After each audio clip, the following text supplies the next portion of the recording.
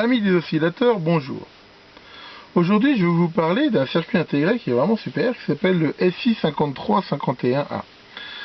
Ce circuit intégré qui existe en différentes variations et un circuit intégré qui permet à partir d'un unique quartz de générer quasiment toutes les fréquences qu'on veut. Puis il existe avec 3 sorties ou 8 sorties, enfin il existe avec différentes configurations. L'idée, c'est de se dire, en partant d'un simple et unique quartz, on peut facilement générer toutes les fréquences qu'on veut en programmant par soft le circuit. C'est un circuit qui est vraiment très intéressant et qui peut même être économique parce que le circuit, par exemple ici, si on a besoin de 3 horloges, on est obligé d'avoir qu'un seul quartz. On peut avoir un quartz très précis, on n'est pas obligé d'en avoir plusieurs. Pour ceux que ça intéresse, de toute façon, je mettrai le lien sur le databook de la société qui fabrique ces circuits.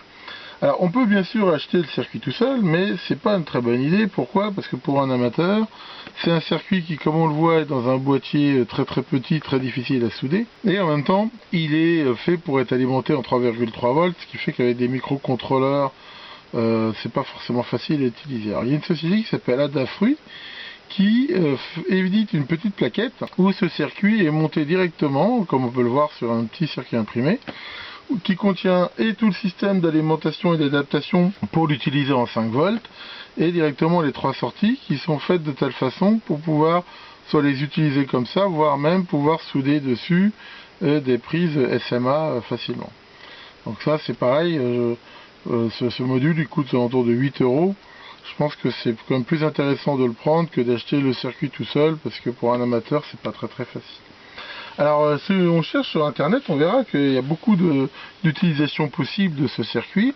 On peut en faire un générateur programmable, mais on peut aussi en faire des récepteurs de radio de différents types, de conversion directe ou pas. Et c'est vraiment un circuit très sympa à utiliser. En plus, il y a une bibliothèque Arduino qu'on peut trouver qui permet de le programmer très facilement. Alors regardons un petit peu, sans trop rentrer dans le détail, comment il fonctionne. C'est un circuit qui est composé déjà d'un oscillateur à quartz, qui peut être, a priori c'est fait pour des quartz plutôt de 25 ou 27 MHz, mais enfin on peut en mettre d'autres.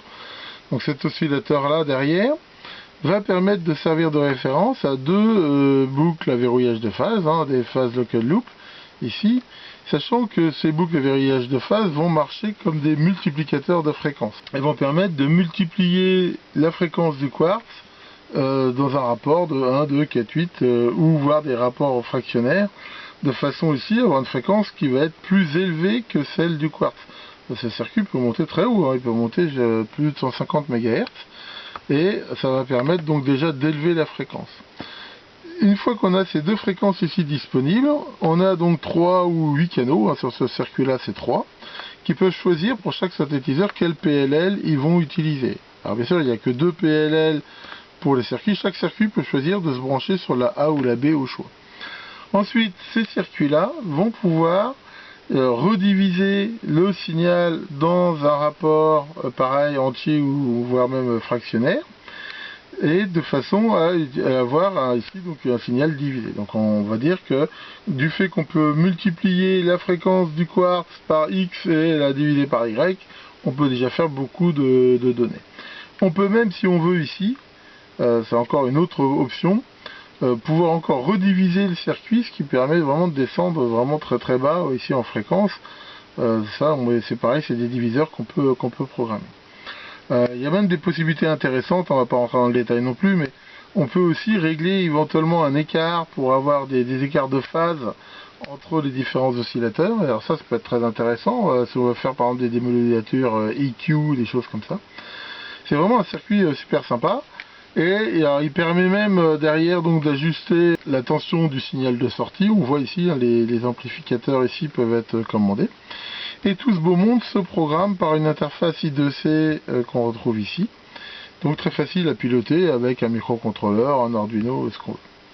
Donc voilà, c'était vraiment un circuit très sympa. Et je vous conseille que si vous voulez faire des expérimentations en radio, avec des Arduino, c'est vraiment cool.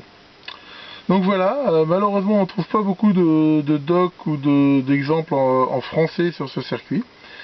mais en anglais on en trouve quand même pas mal. Donc c'était un peu pour combler cette lacune que je fais cette vidéo. Merci beaucoup de votre attention et à bientôt pour de nouvelles aventures.